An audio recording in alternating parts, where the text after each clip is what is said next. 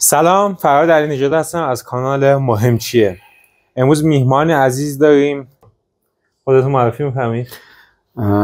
بنده همونجور که فرمودید میثم کمالی دهقان هستم که در حوزه تبلیغات و برندینگ معمولاً در خدمت مجموعه مختلف هستم و کار میکنم. بسیار عالی. جناب دکتر سلیمانی تشریف دارن. منم سلام میکنم خدمت همه مخاطبینتون و تشکر میکنم از شما بابت زحماتی که میکشید و ان شاءالله که موفق. سلامت در خدمتتون هستم. هستیم جناب دکتر، در خدمتتون. خواهش میکنم. با معرفی شروع میکنیم. بفرمایید. من میثم کمالی دهقان هستم. سالمه. این چیزو خوندم. یه مدتیه که دارم فلان پژوهش رو میکنم. دوره برمیگردم از اول. کمالی هستم، در حوزه تبلیغات کار میکنم. فرق این دوتا معرفی تو چیه؟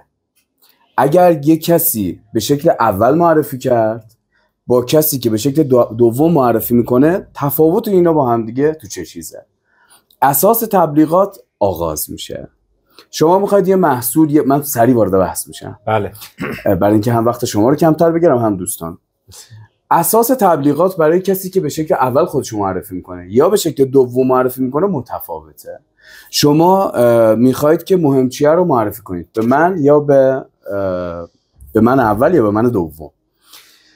اگر که به من اول میخواید معرفی بکنید که اون قدر مباحث رو به جزئیات و دونه دونه سوا به شکل خطکشی شده از ذهنم بیرون میارم و تقدیم محیط اطرافم میکنم، باید مهم چیه رو به من بگید، که به این گروه مخاطب بگید که مهم چیه کجاست، چی کار میکنه، آدماش کیان، اعضاش چیان، اصلا هدفش چیه و الی ماشاءالله.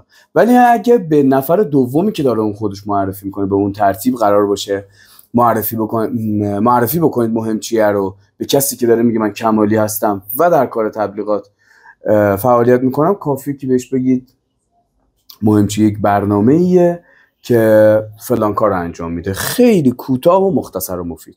اینو بیایم بریم قبل تو وقتی که دارید استراتژی مینویسید، اونجا تمام اهداف شما، چشم انداز شما، تمام آنچه که تو شروع کار تو برنامه استراتژی داره پیاده میشه و شروع میشه، تو انتخاب نوع مخاطب هدفتون فراینده آغاز میشه. وقتی که شما میخواید یک کسب و کاری رو ران بکنید، دارید فکر میکنید که این قراره به یک گروهی خدمت بکنه دیگه. بله. اون گروه رو آیا میشه دسته‌بندیش کرد؟ یه وقتی هست ما یه محصولی داریم مثل محصولات خوراکی، شیر، پفک و الی ماشاءالله. خب وقتی داریم درباره اونا صحبت میکنیم، ما داریم یه مخاطب عامو در نظر میگیریم. همه توی این دایره هستند. وقتی که داره کمپین تبلیغاتی توی این مجموعه نوشته میشه و قدم به قدم داره جلو میره و شما دارید اهداف مختلفی رو تو برنامه استراتژیتون میزنید، دارید گروه‌های مختلف مخاطب رو در نظر میگیرید. برای اون گروه مخاطبینی که داره دسته‌بندی میشه، این تیپ ها، این استایل ها جدا میشه و واسه هر کدومشون کمپین مختلفی نوشته میشه که با ساختار شخصیت اون گروه همخونی داره. بدین ترتیب شما یک برنامه تبلیغاتی هدفمند خواهید داشت.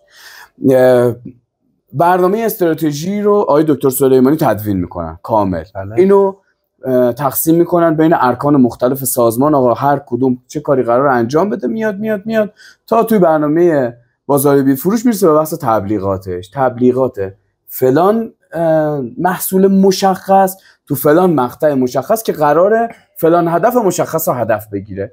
اینجا من به عنوان متخصص تبلیغات از نگاه MBTI و دیسک، یعنی شخصیت شناسی و رفتار شناسی، بسته ای رو که برای تبلیغات در نظر میگیرم باید با اون دو تا 4 تایی که تو تیپ شخصیتی اون آدم هست در واقع جورچین بکنم که بتونه هدفمو بتونم دقیق و درست نشونه بگیرم و بزنم. بیشتر توضیح میده در مورد این بحث شخصیت؟ حتما. ببینید من دارم سعی میکنم یه چیزی رو که مثلا تو 32 ساعت من باید توی یه کورس تحصیلی، تا توی کورس تحصیلی هم نه، توی یه ترم تحصیلی تو 32 ساعت بعد واسه یه دانشجو شرح بدم یا واسه یه جریان رو میخوام الان تو 15 دقیقه برای شما توضیح بدم. برای همین خب طبیعیه که یه کمی حرفام سردرگم و پیچیده. فقط قبل از که وارد بحث بشی یه سوالی برای خودم هستش همیشه. من البته با جناب دکتر کمالی سالیان سال فعالیت‌های زیادی رو با هم داشتیم، هم تو بحث برنامه‌های استراتژیک، هم تو بحث برندینگ و تبلیغات.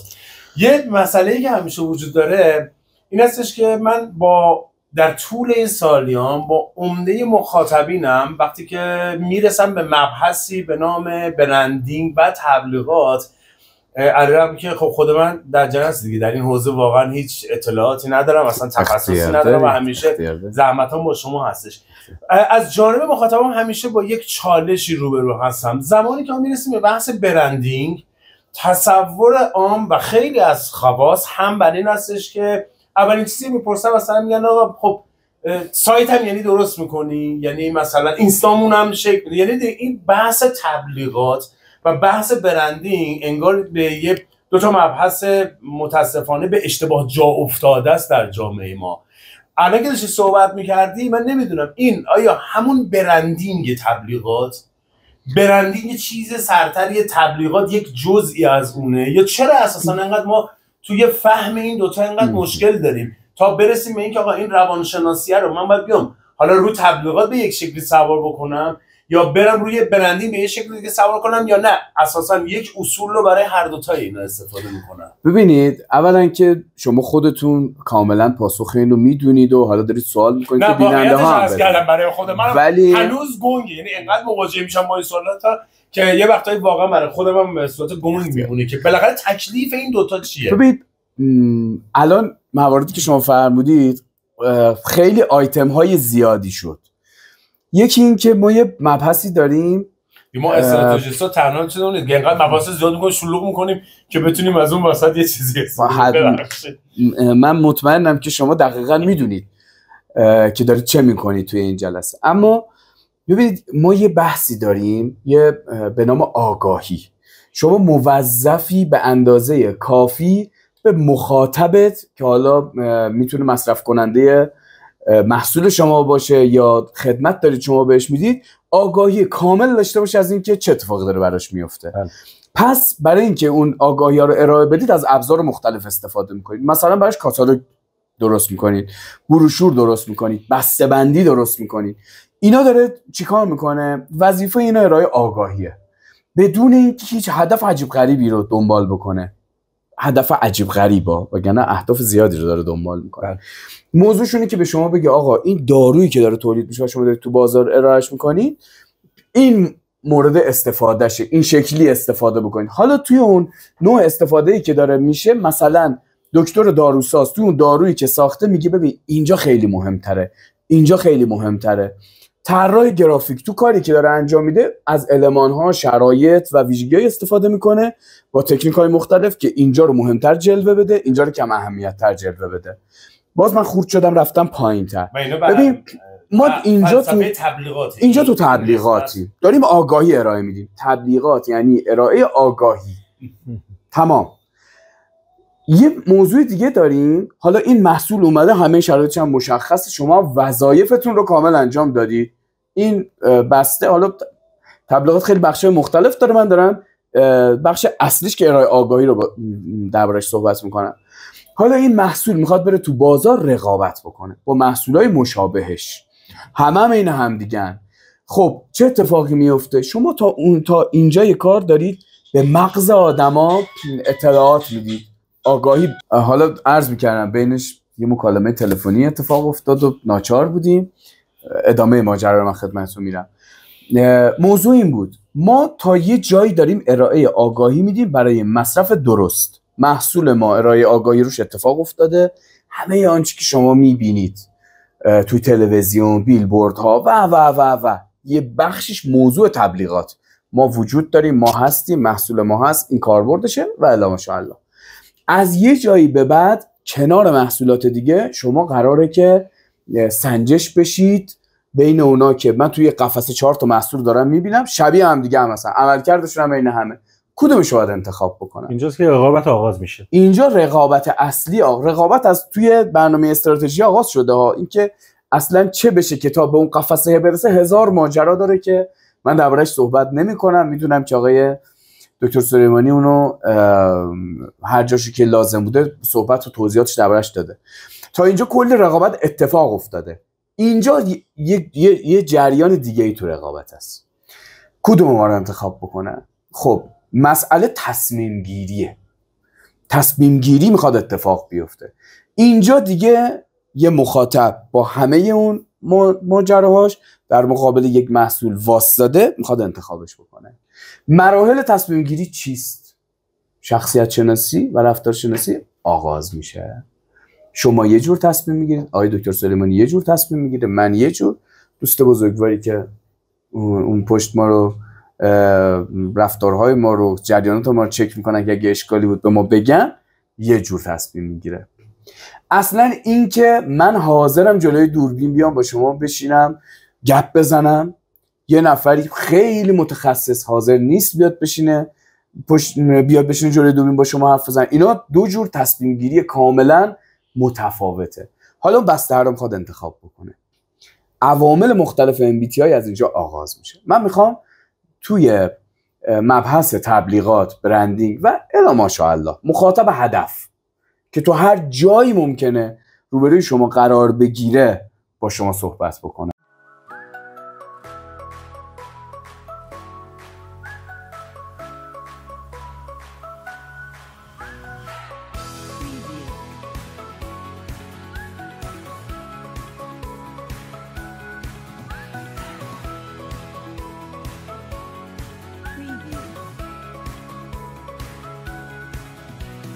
هر کسی یک تیپ شخصیتی منحصر به فرد خودشو داره. ما تیپ‌های شخصیتی رو از 4 کانال ورودی استخراج میکنیم که حتما درباره عناوینش زیاد شنیدید این روزا. توی جامعه خیلی دربارش صحبت میکنن، میگن فلانی برونگراست یا درونگراست. موضوع اینه چطور سطح انرژیشو دریافت میکنه و به بالاترین حد میرسونه. برونگرایی و درونگرایی درباره اون قضیه صحبت میکنه. منطقیه یا احساسیه؟ نظم بیرونی داره یا نظم درونی داره؟ اینا اون مواردیه که ما با سنجش اینا در واقع با یه لیستی از سوالات و به پاسخ دادن به اونا میرسیم به یه درصدگیری از اینا. مجموع این 4 کانال ورودی و استخراج جوابا از اون سوالا ما رو به 16 تیپ شخصیتی میرسونه. این 16 تیپ شخصیتی هم هر آنچه تیپ شخصیتی هست که توی جهان وجود داره. یعنی خارج از این 16 تیپ شخصیتی انسان‌های جهان نیستند. شما یه سری از تأثیرات این تیپ‌های شخصیتی رو تو کلیات میتونید تو سرزمین‌های مختلف با خروجیاش ببینید. مثلا ما تو ایران تو گزینه کلینگری یا جزئی نگری، شهودی بودن یا حسی، میتونیم اینو با آلمان مقایسهش بکنیم. ما تو ایران غالب افرادی که تو ایران وجود دارن شهودی هن. به خاطر همین شما میبینید که ما رهبران بسیار زیادی داریم که صاحب ایده و نظرن. اصلا همه ایده پردازن. شما نگاه کنید بشینید، همه ایده های خوبی دارن ولی هرگز این ایده ها به عمل نمیرسه. چرا که ما غالبا شهودی هستیم، غالبا تصمیم های رؤیایی میگیریم، همش توی خیال پردازی هستیم. حالا آیا این خیال پردازی ها غلطه؟ نباید این کارو کنیم؟ نه، درسته. منتها ما بیشتر 80% جمعیت ما شهودی هستیم. واسه همین بیشتر ساختارهای، مثلا آقای دکتر سلیمانی اینو بهتر از من میدونن، ما تو هر سازمانی که میریم چالششو بررسی کنیم میبینیم دردسر اول اینه. یعنی همه ایده دارن ولی هیچ که اهل اجرا نیست. نمیتونیم من بهشون این انگو بچسبونیم که اینا تنبلن یا نمیدونم ای بابا اینا چه، اصلا اینجوری نیست. شخصیتشون و اینا وقت مصاحبه، وقت استخدام نیرو برای هر بخش، وقتی که این سنجیده میشه که این واحد اجراییه، واحد تصمیم گیری نیست، واحد برنامه ریزی نیست و این آدمی که داره توی این واحد وارد میشه باید یه آدم حسی اجرایی باشه. وقتی این آدم میشه آدم شهودی، قبل بیشتر از اینکه کار بکنه فکر میکنه. خدا نکنه که برونگرا هم باشه، چون فکر میکنه حرف میزنه، فکر میکنه و چون زیاد فکر میکنه زیاد هم حرف میزنه، میشه کمالی. میدونید؟ و برعکسش، یا آدمی رو شما گوشید توی واحدی که قرار اجرا کنه، یعنی شما میگه آقا فرایند مشخصه، قرار این اتفاق از اینجا تا اینجا این اتفاق بیفته. این آدم حسیه، فکر نمیکنه. درصد، اینم درصد داره دیگه، کم و زیاد داره، درصد حسی بودنش بالاست. پس با دقت متریک شروع میکنه به انجام دادن اون کاری که بهش محول شده. اصلا فکر نمیکنه که میشه آیا اینو بهتره من، اصلا کارش این نیست، وظیفش این نیست. اون کار داره به نحو احسن انجام میده، شروع پایان شروع پایان. و چون درونگرا هم هست، با حوصله فوکوس کرده رو کارش، داره اون کار رو انجام میده. یه نفری بغلش که وارد میشه میخواد بیاد توی اون واحد بازدید کنه، کارو نمیذاره که آقا سلام علیکم، آقا کار ما خیلی سخته، میدونی ما اصلا. این مال یه آدم برونگراست که میخواد شرایط انحصاری خودشو با آدما به اشتراک بذاره. و برای مدیران فروش بهترین تیپ شخصیتی چی هستش؟ اگر چند تا المان رو ببینید، باز از اونجا که شما استاد بنده هستید، من جسارت میکنم که خدمت شما درس بس بدم. مدیران فروش چون مذاکره در واقع کار اصلیشون، شغل اصلیشون مذاکره است، چون تصمیمات رو که تو استراتژی کار گرفتن، همه اون اتفاق افتاده. اگر مدیران فروش ما تو تیم استراتژی نباشن، مدیر فروش باشه که اونجا گذاشتنش برای اینکه کار انجام بده، خب این مدیر فروش باید مذاکره بدونه. کی مذاکره میدونه؟ کسی که کاملا MBTI رو بشناسه، دیسکو بشناسه، که بتونه به صورت اتوماتیک از این کانال سویچ کنه رو اون کانال. شما وارد یه مذاکره شدید، میخواید به من یه پروژه ساختمانی رو بفروشید، منم صاحب یک ساختاریم، وارد مذاکره با بنده میشید. من یه آدم درونگرام، سلام علیکم، سلام علیکم، تا حرف نزنم حرف برای گفتن ندارم، اصلا چیزی برای گفتن ندارم. دوستم ندارم شما خیلی زیاد وارد مسائل خصوصی من بشید، دوستم ندارم شیرین زبونی بکنید. وقتی هم یه ذره چی میگن بازارگرمی میکنید، از نظر منو دارید احمق فرض میکنید. این تیپ شخصیتی ها، نه که همه اون آدم‌ها اینجوریان. این تیپ شخصیتیه. خب باید با من چه بکنه؟ اون مدیر فروشی که توی اونجا گذاشته شده، اگر این جریان MBTI و دیسک رو ندونه، اصلا نمیتونه با من وارد مذاکره بشه. بعد چند دقیقه من میگم، وقتی که میره به مشاورم میگم اینا معلوم فقط حرف میزنن، بدشون کن. کو سند تو بذار، نشونه تو بذار، علائم تو بذار. میای میبینی طرف درونگرا و حسیه. اینا کجا میشه تشخیص داد؟ از چیدمان اتاقش، از پوششش، از نشستنش، از حرکات دستش، از بادی لنگویجش. اینا کاملا قابل تشخیصه. حالا هر چی که بیشتر میره جلو، شما هم هی به اون تیپه واقفتر میشید و مستنداتتون رو متناسب با اون جریان گزارش میدید. مثلا طرف حسیه، یعنی به جزئیات اهمیت بیشتر میده نه به کلیات. دیگه شما نمیگه یه پروژه برات ببینید آقا یه مجموعه هست زیبا، واردش میشید، میگه چرت و پرت به من نگو، میذارید میگید اینو میبینید، این زاویه رو میبینید که توی این قسمت پارک ما به وجود آورد، این جاییه که شما وقتی از اینجا عبور میکنید احساس نشاط فلان میکنید. یعنی دارید درباره یک بخشی جزئی فنی یک تذکر دقیق میدید. اون سیستم مکانیزم مغزش اینو میبره اون تو که آقا اینا به جزئیات اهمیت میدن. خودش هم نمیدونه چرا. از اونجا به بعد میگه این آدم حسابی هست، با اینا میشه کار کرد، اعتماد میکنه. اون جریان فرایند مذاکره که بخش اولش نمیدونم فلان و دومش فلان، اون تاثیرات توی اون طول مسیر با شناخت MBTI اون اتفاق میتونه بیفته. با این حساب چه مدیران فروش، چه کسانی که در سیستم فروش دارن کار میکنن، باید کاملا به این قضیه مسلط باشن. یعنی عمدتا مهم نیستش که شخصیت خود من چی هستش، من باید بتونم شخصیت خودم رو چرا قبول دارم. آره. در مقابله با شخصی که دارم باش مذاکره میکنم بتونم شخصیتم رو عوض کنم و در قالب اون شخصیت. ما تو مثلا من سلیمانی با این شخصیتم اگه بخوام برم با یه نفری صحبت کنم که در قالب MBTI مثلا برمیگرده به یه آدم شهودی درونگرای داستان ایشی، خب تکلیف کار از اول تا آخر مشخصه. بارها شده که مثلا جلسه مشترک داشتیم. خب آقای سلیمانی رو ما هممون میشناسیم که یک آدم شوخ و شنگ،